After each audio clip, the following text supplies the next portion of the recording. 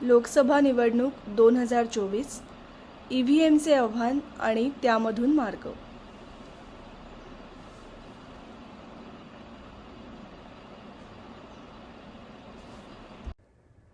सध्या आपण 5 महत्त्वाच्या आव्हानांना सामोरे जात आहोत. सगळ्यात पहिलं म्हणजे बदललेलं किंवा पूर्णपणे न पाहिलेलं मत कंट्रोल युनिटमध्ये जमा होणं. दुसरं म्हणजे बॅलेट युनिट ऐवजी व्हीव्हीपॅटद्वारा कंट्रोल युनिटमध्ये जमा केलं गेलेलं मत. यामुळे हे मत अप्रत्यक्ष स्वरूपाचं होतं. हे घडण्याचं कारण असं की बॅलेट युनिटकडून संकेत प्राप्त झाल्या कंट्रोल युनिट ते मत जमा करून ठेवत नाही, तर व्हीव्हीपॅटकडून संकेत मिळाल्यानंतर ते मत जमा करतं.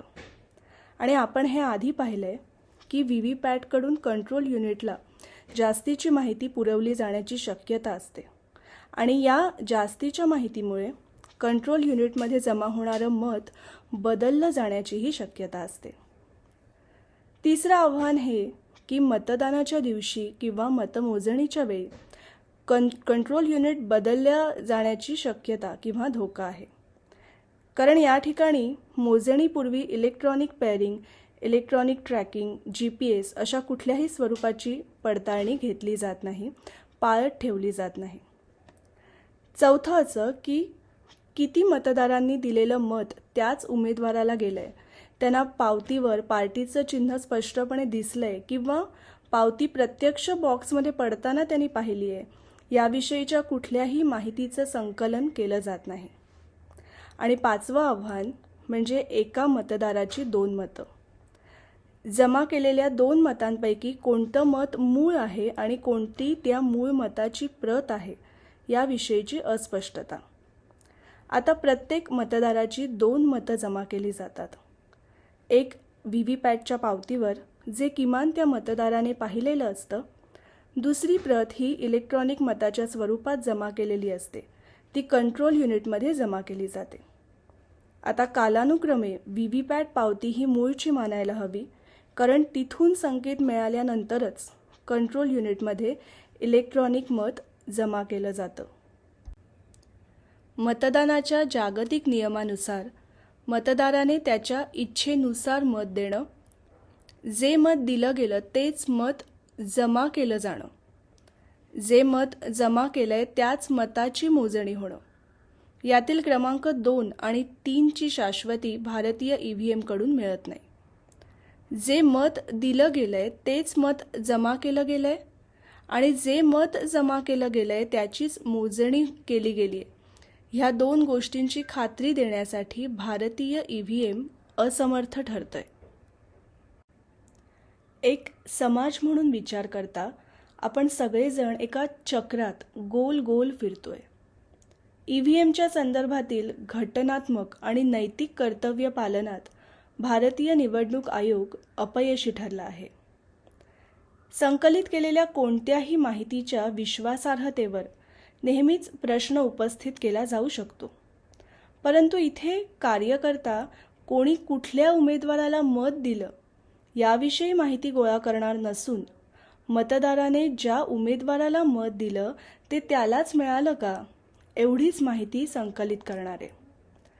मतदाराने ज्या उमेदवाराला मत दिलं त्या पार्टीचं चिन्ह त्याला व्हीव्हीपॅटच्या पावतीवर दिसलं का आणि ती पावती बॉक्समध्ये जमा होताना त्याने पाहिली का, ही माहिती केवळ मतदाराने दिलेलं मत इच्छित ठिकाणी पोहोचलं आहे का याची खात्री होण्यासाठी आहे. ज्यांना ह्या माहितीविषयी संशय आहे ते भारतीय निवडणूक आयोगाने अवलंबिलेली सांख्यिकी तत्त्व इथेही अवलंबू शकतात.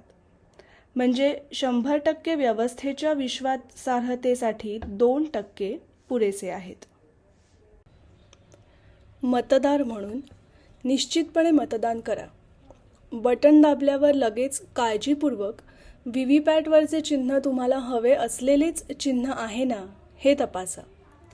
त्याचबरोबर व्हीव्हीपॅटची स्लिप खाली बॉक्समध्ये पडते ना हे पहा. जर तुम्ही निवडलेलं चिन्ह दिसलं नाही किंवा स्लिप बॉक्समध्ये पडताना दिसली नाही तर मतदान केंद्राच्या बाहेर जे कार्यकर्ते असतील त्यांना हे जरूर सांगा. हे सांगताना मात्र तुम्ही कोणाला मत दिलं आहे ते सांगू नका. राजकीय पक्ष म्हणून मतदारांना मतदानापूर्वी काय सांगायचं आणि मतदान केल्यावर काय विचारायचं हे कार्यकर्त्यांना प्रशिक्षण द्या. प्रत्येक मतदान केंद्राबाहेर एकतरी कार्यकर्ता हे दोन्ही करेल. बाहेर आल्यावर मतदारांनी दिलेलं मत त्यांना दिसलं का आणि स्लिप बॉक्समध्ये पडली का याची नोंद ठेवा. फक्त संख्या नोंद करा. मतदारांची कुठलीही माहिती नोंद करायची नाही. कुठल्याही परिस्थितीत कोणाला मत दिलं हे विचारायचं नाही. हे विचारणं गुन्हा आहे. निवडणूक आयोग म्हणून लोकांचा ईव्हीएमवर असलेला अविश्वास लक्षात घेऊन स्वतःहूनच 100% व्हीव्हीपॅट स्लिपची मोजणी करण्याची घोषणा करावी. हे लक्षात ठेवावं की निवडणूक लोकांसाठी घेतली जाते, राजकीय पक्षांसाठी नाही. देश, लोकशाही आणि सर्व राजकीय पक्ष हे लोकांसाठी असतात. देश चालवण्याला लागणारे पैसे हे लोकांनी दिलेल्या करांमधून येतात. त्यामुळे फक्त लोकशाहीच महत्त्वाची आहे. सर्वोच्च न्यायालय म्हणून 2 मतांपैकी कोणते मूळ आणि कोणती प्रत हे ठरवावे. निवडणूक आयोगाने जर 100% व्हीव्हीपॅट मोजणी करण्याचा निर्णय घेतला नाही तर तो निर्णय त्यांना आदेश म्हणून द्यावा. इलेक्ट्रॉनिक मत कशा प्रकारे बदलले जाऊ शकते आणि कंट्रोल युनिट कशा प्रकारे अदलाबदल करता येते यामागची शास्त्रीय कारणे अनेक वेळा मांडून झाली आहेत. ही कारणे खरी नसतील तर ती का खरी नाहीत ह्याचा कुठलाही पुरावा निवडणूक आयोगाने दिलेला नाही आणि जोपर्यंत तसा पुरावा निवडणूक आयोग देत नाही तोपर्यंत मांडलेले सिद्धांत हे खरे आहेत असेच मानावे लागते. त्याखेरीज मतदानाच्या दिवशी ईव्हीएम संपूर्णपणे योग्य वागते असे निवडणूक आयोगाने एकाही मतदानाच्या दिवशी सिद्ध केलेलं नाही. कार्यकर्त्यांचे प्रशिक्षण. मतदाराला शांतपणे समजावून सांगावे की व्हीव्हीपॅट मशीनवर त्यांनी दाबलेले चिन्ह दिसले पाहिजे. व्हीव्हीपॅट मशीन बॅलेट युनिटच्या कोणत्या बाजूला आहे ते सांगावे. बटन दाबल्याबरोबर ताबडतोब व्हीव्हीपॅटकडे बघायला लागावे हे मतदाराच्या मनावर बिंबवावे. मतदाराला हे सांगावे की फक्त 7 सेकंद व्हीव्हीपॅटमधील मत दिसते. त्यामुळे बटन दाबल्यावर इतर कोठेही बघू नये, फक्त व्हीव्हीपॅटकडेच बघावे. त्या 7 सेकंदात व्हीव्हीपॅटमध्ये स्लिप खालच्या डब्यात पडताना दिसली पाहिजे. स्लिप पडताना दिसते ना याची खात्री करा असे मतदाराला बजावून सांगावे. मतदान झाल्यावर पुन्हा भेटावे आणि तुम्हाला स्लिपवर हवे ते चिन्ह आणि स्लिप पडताना दिसली का हे आम्हाला सांगावे अशी मतदाराला विनंती करावी. मतदाराला त्यांनी मत कोणाला दिले असे कोणत्याही परिस्थितीत विचारू नये. असे विचारणे गुन्हा आहे. मतदारांची कोणतीही माहिती नोंद करून घेऊ नये. फक्त किती मतदारांना त्यांनी निवडलेले चिन्ह दिसले नाही किंवा स्लिप पडताना दिसली नाही याची संख्या नोंद करायची आहे. शाळेची वही वापरूनही सहजपणे डेटा कसा नोंदता येईल. पहिल्या भागात चिन्ह योग्य होते आणि स्लिप बॉक्समध्ये पडलेली दिसली. दुसऱ्या भागात चिन्ह योग्य होते पण स्लिप बॉक्समध्ये पडलेली दिसली नाही. तिसऱ्या भागात चिन्ह दुसरेच होते पण स्लिप बॉक्समध्ये पडलेली दिसली. आणि चौथ्या भागात चिन्ह दुसरेच होते आणि स्लिपही बॉक्समध्ये पडलेली दिसली नाही. ईव्हीएमचे 3 भाग. पहिलं, बॅलेट युनिट. मत देण्यासाठी मतदार या युनिटवर त्यांना हव्या असलेल्या चिन्हा शेजारचे बटन दाबतात. त्यानंतर कंट्रोल युनिट. बॅलेट युनिट आणि व्हीव्हीपॅट यांच्यावर याचा ताबा असतो. व्हीव्हीपॅटकडून संदेश आल्यावर इलेक्ट्रॉनिक मत याच्यात नोंदले जाते. त्यानंतर व्हीव्हीपॅट युनिट. कंट्रोल युनिटकडून आलेल्या संदेशातील माहितीप्रमाणे उमेदवाराचे नाव व चिन्ह इत्यादी स्लिपवर छापतो. छापून झाले आहे असे कंट्रोल युनिटला कळवतो. EVM हे पूर्ण वेळ एकट्याने काम करत नसते. चित्रात दाखवल्याप्रमाणे EVMचे बॅलेट युनिट, कंट्रोल युनिट आणि व्हीव्हीपॅट हे तीनही भाग लाल रेषेच्या आतमध्ये आहेत. म्हणजेच त्यांच्या घडणीपासून ते मोजणीपर्यंत हे भाग नेहमीच उच्च सुरक्षा व्यवस्थेत ठेवले जातात आणि निवडणूक आयोगाच्या अत्यंत महत्त्वाच्या अधिकाऱ्यांवर त्याची जबाबदारी असते. आपण चित्रात पाहतोय त्याप्रमाणे लॅपटॉप आणि सिम्बल लोडिंग युनिट SLU हे ह्या ECI सुरक्षा व्यवस्थेचा भाग नाही आहेत. याचाच अर्थ असा की हे भाग सतत सुरक्षेच्या अंतर्गत नसतात. SLUद्वारा व्हीव्हीपॅटमध्ये साठवली जाणारी मतदारसंघाशी निगडित उमेदवार यादी आणि माहिती मतदानाच्या दिवसाच्या काही दिवस आधीच अपलोड केली जाते. SLU लॅपटॉपला जोडल्यानंतर ते इंटरनेटद्वारे ECI वेबसाईटशी जोडले जाते. म्हणजे आता अप्रत्यक्षपणे व्हीव्हीपॅट हे इंटरनेटशी मतदानाच्या दिवसाच्या काहीच दिवस आधी जोडले जाते. बॅलेट युनिटवरील प्रत्येक उमेदवाराच्या अनुक्रमांकाची व्हीव्हीपॅटला पक्की माहिती असते आणि किती मते पडली आणि कोणता सिग्नल प्राप्त झालाय ह्याची नोंद ठेवण्यासाठी त्याचा मायक्रोप्रोसेसर पुरेसा शक्तिशाली असतो. SLUमधून घेतलेली माहिती व्हीव्हीपॅटमध्ये कशाप्रकारे जमा केली जाते हे थोडक्यात पाहूया. समोरच्या पडद्यावर तुम्हाला 1, 2, 3, 4 असे क्रमांक दिलेले 4 ट्रेज दिसत आहेत. आपण प्रत्येक ट्रेमध्ये उमेदवाराचं नाव, पक्षाचं नाव आणि चिन्ह असलेली प्रतिमा पाहू शकतो. ही SLUमधून अपलोड केली गेलेली माहिती आहे. या व्हीव्हीपॅटच्या मेमरीमध्ये पहिल्या, दुसऱ्या, तिसऱ्या क्रमांकावर संग्रहित केलेली माहिती आहे. ज्यावेळी कंट्रोल युनिट व्हीव्हीपॅटमधील क्रमांक 3च्या उमेदवाराची पावती छापायला सांगतं, व्हीव्हीपॅट 3 क्रमांकाच्या ट्रेकडे जातो आणि त्या ठिकाणी असलेली माहिती तो छापतो. आपण पाहू शकतो की ट्रे क्रमांक 1 मध्ये माहितीच्या प्रतिमेसोबतच एक हिरव्या रंगाची चांदणी आहे. ही त्या ट्रेमध्ये ठेवली गेलेली जास्तीची माहिती आहे. व्हीव्हीपॅट प्रत्येक ट्रेमध्ये असलेली सर्व माहिती वाचत असतो. त्यामुळे तो ट्रेमधील माहितीसोबतच ती जास्तीची माहितीही वाचतो. त्यामुळे इथे क्रमांक 1च्या ट्रेला जास्त मतं द्यायची आहेत हे व्हीव्हीपॅट प्रोग्राम अगदी सहज समजू शकतो. भारतीय निवडणूक आयोगाच्या म्हणण्यानुसार वरील चित्र हे कंट्रोल युनिट, बॅलेट युनिट आणि व्हीव्हीपॅट यांच्यामधील देवाणघेवाणीचे स्वरूप दाखवते. 30 जानेवारी 2024 रोजी त्यांच्या FAQमध्ये प्रथमच ECIने हा आराखडा प्रकाशित केला. याचा अर्थ काय ते पुढच्या स्लाइडमध्ये पाहूया. कंट्रोल युनिट हे एका केबलने बॅलेट युनिट आणि व्हीव्हीपॅटशी जोडले गेलेले असते. बॅलेट युनिट आणि व्हीव्हीपॅट ह्या दोन्हीसह ते त्यांचे डिजिटल प्रमाणपत्र वैध आणि स्वीकार्य आहेत का ते तपासते. कंट्रोल युनिट बॅलेट युनिटला सांगतं की आता येणारं मत जमा करायला तयार राहा आणि मला त्याचं मूल्य सांग. बॅलेट युनिट सांगतं ठीक आहे, मी तयार आहे.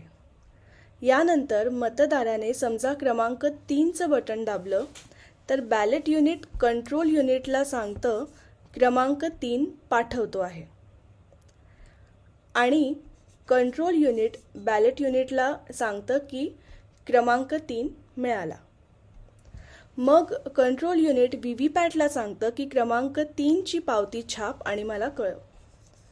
सांगितल्याप्रमाणे व्हीव्हीपॅट क्रमांक 3ची पावती छापून कंट्रोल युनिटला तसं कळवतं. यानंतर कंट्रोल युनिट पावती फाडायला सांगतं. व्हीव्हीपॅटने पावती फाडून तसं कंट्रोल युनिटला कळवल्यानंतर कंट्रोल युनिटमधून एक बीप आवाज येतो.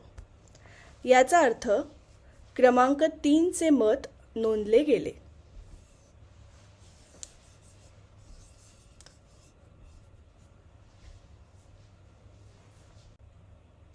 आता जेव्हा व्हीव्हीपॅटमध्ये उमेदवाराच्या माहिती व्यतिरिक्त अतिरिक्त माहिती म्हणून पहिल्या क्रमांकाच्या ट्रेमध्ये दाखवल्याप्रमाणे एक चांदणी म्हणजेच जास्तीची माहिती असते तेव्हा ह्या चित्राचा अर्थ नेमका कसा बदलतो ते पाहूया. बॅलेट युनिट आणि कंट्रोल युनिटमधील संवाद आधीप्रमाणे तसाच राहील. त्यानंतर कंट्रोल युनिट व्हीव्हीपॅटला सांगेल की क्रमांक 3ची पावती छाप आणि तसं केल्यावर मला कळव. आता या ठिकाणी मागच्याप्रमाणे न वागता व्हीव्हीपॅट सांगेल क्रमांक 3ची पावती छापली, तू 1ची नोंद कर. व्हीव्हीपॅट हे अशा प्रकारे जास्तीची माहिती असलेल्या ट्रेच्या बाजूने अधिक मतं नोंदवण्यासाठी कंट्रोल युनिटला सांगतं. आधीप्रमाणे इथेही कंट्रोल युनिट व्हीव्हीपॅटला पावती फाडायला सांगतं आणि व्हीव्हीपॅट पावती फाडल्याचं कंट्रोल युनिटला कळवतं. पावती फाडल्यानंतर याही वेळी कंट्रोल युनिट बीप असा आवाज करतं, परंतु यावेळी या आवाजानंतर नोंदवलं गेलेलं मत हे क्रमांक 3 ऐवजी क्रमांक 1च्या खात्यात जमा होतं आणि या अंतर्गत हेराफेरीविषयी कोणालाच काही कळत नाही, कारण बीपचा आवाज तोच राहतो. म्हणजे या ठिकाणी मतदाराने क्रमांक 3ला मत देऊन व्हीव्हीपॅटने क्रमांक 3चीच पावती छापूनही कंट्रोल युनिटमध्ये ते मत क्रमांक 1च्या नावे नोंद केलं जातं. उमेदवार यादीची माहिती थेट ECI वेबसाईटवरून डाउनलोड केली जात असल्याने सर्व अफरातफर एकाच ठिकाणाहून होऊ शकते आणि ही माहिती अपलोड करणाऱ्या संबंधित अधिकाऱ्यांना देखील या हेराफेरीची माहिती असेलच असं नाही. या ठिकाणी आपल्याला ही गोष्ट लक्षात घेतली पाहिजे की फक्त माहितीत फेरफार झाली आहे. व्हीव्हीपॅटमध्ये आखलेला प्रोग्राम बदललेला नाही, फक्त माहिती बदलत जाते. त्यामध्ये आलेली जास्तीची माहिती वाचून त्यानुसार काम करण्यासाठी तो आधीपासूनच सक्षम आहे. त्यामुळे माहितीतली ही अदलाबदली करण्यासाठी आत असलेला प्रोग्राम बदलण्याची गरज पडत नाही. आत्ताची EVM व्यवस्था आणि त्यातील संभाव्य धोके. समजा मतदार बॅलेट युनिटपाशी गेला आणि त्याने सफरचंदाला आपलं मत दिलं. व्हीव्हीपॅटकडे याविषयी संकेत जाऊन त्याने सफरचंदासाठी पावती छापली, परंतु त्याने कंट्रोल युनिटला ते मत केळ्याला द्यायला सांगितलं. हे कसं होऊ शकतं हे आपण याआधी पाहिलंय. यापेक्षा अधिक उत्तम व्यवस्था अशी असू शकते की मतदार बॅलेट युनिटपाशी जाऊन सफरचंदासाठी मत देतो आणि एकाच वेळी तो संकेत कंट्रोल युनिट आणि व्हीव्हीपॅट यांच्याकडे जातो. व्हीव्हीपॅट कंट्रोल युनिटला जोडलेलंच नसतं. कंट्रोल युनिट स्वतंत्रपणे सफरचंदाचं मत स्वतःकडे नोंदवतं आणि व्हीव्हीपॅट स्वतंत्रपणे सफरचंदासाठी पावती छापतं. म्हणजे इथे सफरचंदालाच मत दिलं गेलं, कंट्रोल युनिटमध्ये सफरचंदाच्याच नावे त्याची नोंद झाली आणि पावतीसुद्धा स्वतंत्रपणे सफरचंदाच्याच नावे छापली गेली. या व्यवस्थेद्वारे होणारा व्यवहार हा अधिक उत्तम, पारदर्शी आणि विश्वासार्ह होईल.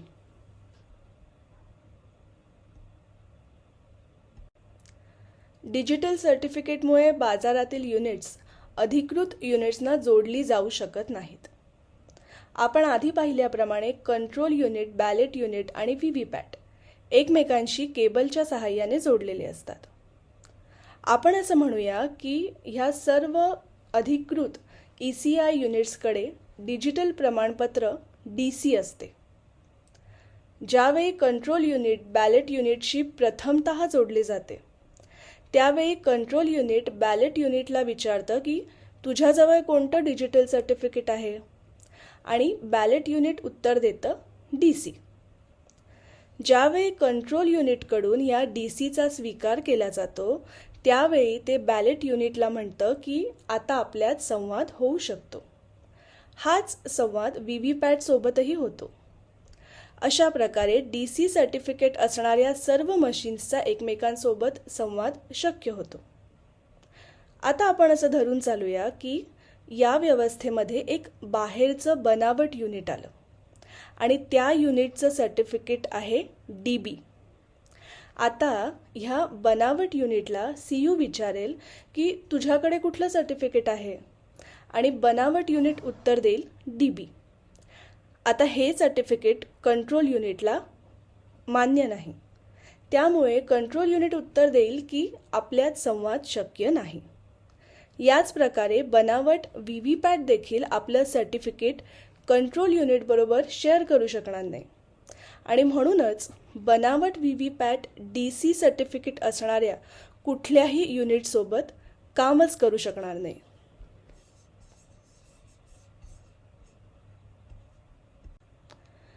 तर जसं की आपण पाहू शकतो की ही समूह सुरक्षा आहे. डिजिटल सर्टिफिकेट हे एखाद्या समूहाच्या, क्लबच्या मेंबरशिप कार्डसारखं आहे. यामध्ये विवक्षित व्यक्तीची ओळख अपेक्षित नसते. याचप्रमाणे युनिट्स एकमेकांसोबत ह्या गोष्टीची खात्री करून घेतात की त्यांच्याकडे त्या गटाचं मेंबरशिप कार्ड आहे किंवा नाही, परंतु ते व्यक्तिगत ओळख तपासत किंवा रेकॉर्ड करत नाहीत. यामुळे समूह सुरक्षा कार्ड असलेल्या कुठल्याही 2 सदस्यांची आपापसात अदलाबदल होऊ शकते. यामुळे सुरक्षा व्यवस्थेला मोठे खिंडार पडते. यामुळे कंट्रोल युनिट बदललं जाण्याची दाट शक्यता निर्माण होते. इलेक्ट्रॉनिक पेअरिंगमुळे एका युनिटने दुसऱ्या मूळच्या युनिटला ओळखणं शक्य होतं. याचा अर्थ जर आपण इलेक्ट्रॉनिक पेअरिंगचा पर्याय निवडला तर मतदानाच्या दिवशी कंट्रोल युनिट, बॅलेट युनिट आणि व्हीव्हीपॅट एकमेकांना ओळखून त्यांच्यात संवाद शक्य होईल. तसंच मतमोजणीच्या दिवशी या युनिट्सची एकमेकांसोबत ओळख करून देणं अनिवार्य केलं की मतदानाच्या दिवसानंतरही ह्या तिन्ही युनिटपैकी कुठल्याही एकाला बदलणं किंवा त्या जागी बनावट युनिट आणणं अशक्य होईल. म्हणजेच मतदानाच्या दिवसापासून ते मतमोजणीच्या दिवसापर्यंतच्या काळात व्हीव्हीपॅट किंवा कंट्रोल युनिट यापैकी कुठलंही युनिट बदललं जाण्याची शक्यता राहणार नाही. इथे ही गोष्ट लक्षात घ्यायला हवी की मतदानासाठी सर्वच युनिट्सचा वापर केला जात नाही. यातील 20% युनिट्स आपत्कालीन परिस्थितीसाठी राखीव म्हणून ठेवली जातात. या राखीव युनिट्सपैकी कुठलंही युनिट मूळ युनिटशी बदललं जाऊ शकतं. आता आपण पाहूया की बॅलेट युनिट, कंट्रोल युनिट आणि व्हीव्हीपॅट यांचा जर एकमेकांशी मेळ घातला आणि तपासला गेला नाही, म्हणजेच इलेक्ट्रॉनिक पेअरिंग नसेल तर काय होईल. आपण असं गृहीत धरू की B1, C1 आणि V1 मतदानाच्या दिवशी एकत्र काम करतायत. त्यांनी एकमेकांशी सर्टिफिकेट्स ओळखून मतदानाच्या दिवशी ते मत नोंदवण्याचं काम करत आहेत. आता असं गृहीत धरू की प्रत्यक्ष मतदानानुसार लाल रंग विजयी झाला असता. ही सर्व मतं कंट्रोल युनिटमध्ये नोंदली गेली. परंतु इथे इलेक्ट्रॉनिक पेअरिंग नसल्यामुळे किंवा कंट्रोल युनिटसाठी कुठलाही इलेक्ट्रॉनिक ID उपलब्ध नसल्यामुळे मतमोजणीच्या दिवशी कंट्रोल युनिटवरचा आकडा एवढाच पर्याय शिल्लक राहतो. ते सांगतात की तो आकडा त्यावर कोरलेला आणि वाचनीय असतो. तो त्या लेबलवर किंवा त्याला जोडलेला असू शकतो. आता आजकाल जिकडे बनावट नोटा छापल्या जाऊ शकतात तिकडे दुसरं लेबल तयार करणं हे कितीचं अवघड काम आहे हे आपण सगळेच जाणतो. एकूण युनिट्सपैकी 20% युनिट्स हे राखीव ठेवलेले असतात. जर मतदानाच्या दिवशी वापरात असलेल्या युनिटला काही क्षती पोहोचली तर पर्यायी व्यवस्था म्हणून हे असे राखीव म्हणून ठेवलेले अधिकृत युनिट मिळवून त्यामध्ये बेकायदेशीर मतं नोंदवून ते मूळ युनिटच्या जागी ठेवलं जाऊ शकतं. हे असं होऊ शकतं कारण तिथे कुठलंही इलेक्ट्रॉनिक व्हेरिफिकेशन होत नाही, तर केवळ समोर दिसणाऱ्या आकड्याची मतदान अधिकारी आणि उमेदवाराचे प्रतिनिधी यांच्याकडून कागदावर नोंदवल्या गेलेल्या आकड्याशी पडताळणी होते. सध्या इलेक्ट्रॉनिक पेअरिंग नाही. GPSचा वापर न केल्यामुळे 24 तास पाळत नाही, त्यामुळे अदलाबदल शक्य आहे. आणि म्हणून मतदानाच्या दिवशी लाल रंग विजयी झाला असूनही बेकायदेशीर मतांच्या आधारे निळा रंग विजयी होऊ शकतो. अशा पद्धतीने निकाल बदलला जाऊ शकतो. ही सगळ्यात मोठी शक्यता आणि हा सगळ्यात मोठा धोका आहे.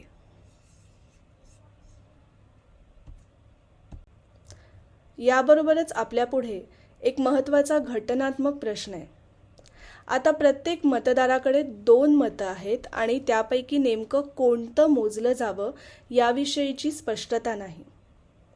एक व्हीव्हीपॅट पावतीवरील मत जे स्वतः मतदाराने पाहिलेलं असतं आणि दुसरं इलेक्ट्रॉनिक मत जे कंट्रोल युनिटमध्ये जमा होतं, परंतु ते कुणीही पाहिलेलं नसतं. ही ती 2 मतं जी आपल्याकडे असतात. आता इथे एकाच वेळी 2 मूळ मतं असू शकत नाहीत. त्यामुळे त्यापैकी एक हे मूळचं मत आणि दुसरं हे त्याची प्रत असं असायला हवं. पण या 2 मतांपैकी मूळ मत कोणतं याविषयी कुठलीच स्पष्टता नाही.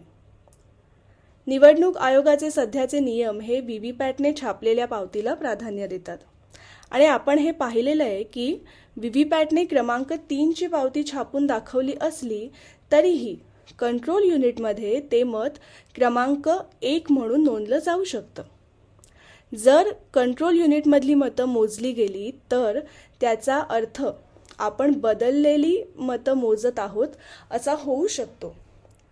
परंतु पावती ही अशी गोष्ट आहे जी मतदाराने स्वतः पाहिलेली असल्याने ती जास्त ग्राह्य धरणं हे योग्य नाही का? या ठिकाणी मतदाराने ज्या उमेदवाराला मत दिलंय त्याचीच पावती पाहिलेली असते आणि त्याविरुद्ध कंट्रोल युनिटमध्ये काय नोंदलं गेलंय हे कोणीच पाहिलेलं नसतं. म्हणूनच सर्वोच्च न्यायालयाला हे स्पष्ट करावं लागेल की मूळ मत कोणतं आणि त्याची प्रत कोणती आणि मूळ मतांची मोजणी करण्याचे निर्देश द्यावेत. शांतपणे हा व्हिडिओ बघितल्याबद्दल धन्यवाद. मला आशा आहे की EVMची समस्या समजण्यास यामुळे मदत झाली असेल. निश्चितपणे मतदान करा. बॅलेट युनिटवरचं बटन दाबल्याबरोबर व्हीव्हीपॅटकडे काळजीपूर्वक बघा आणि तुम्ही निवडलेलंच चिन्ह उमटलं आहे याची खात्री करा. व्हीव्हीपॅटचा दिवा फक्त 7 सेकंद लागतो, त्यामुळे संपूर्ण लक्ष व्हीव्हीपॅटकडे द्या. व्हीव्हीपॅटची स्लिप तुटून खाली पडली ह्याची खात्री करा. मतदानानंतर बूथ बाहेरच्या कार्यकर्त्यांना भेटून सांगा की तुम्ही निवडलेलं चिन्ह तुम्हाला स्लिपवर दिसलं आणि स्लिप तुटून बॉक्समध्ये पडलेली दिसली, किंवा तुम्ही निवडलेलं चिन्ह तुम्हाला स्लिपवर दिसलं परंतु स्लिप तुटून बॉक्समध्ये पडलेली दिसली नाही, किंवा स्लिपवरचं चिन्ह वेगळंच होतं परंतु स्लिप तुटून बॉक्समध्ये पडलेली दिसली, किंवा स्लिपवरचं चिन्ह वेगळंच होतं आणि स्लिपही तुटून बॉक्समध्ये पडलेली दिसली नाही. तुम्ही कोणाला मत दिलं ते मात्र कुणालाही सांगू नका.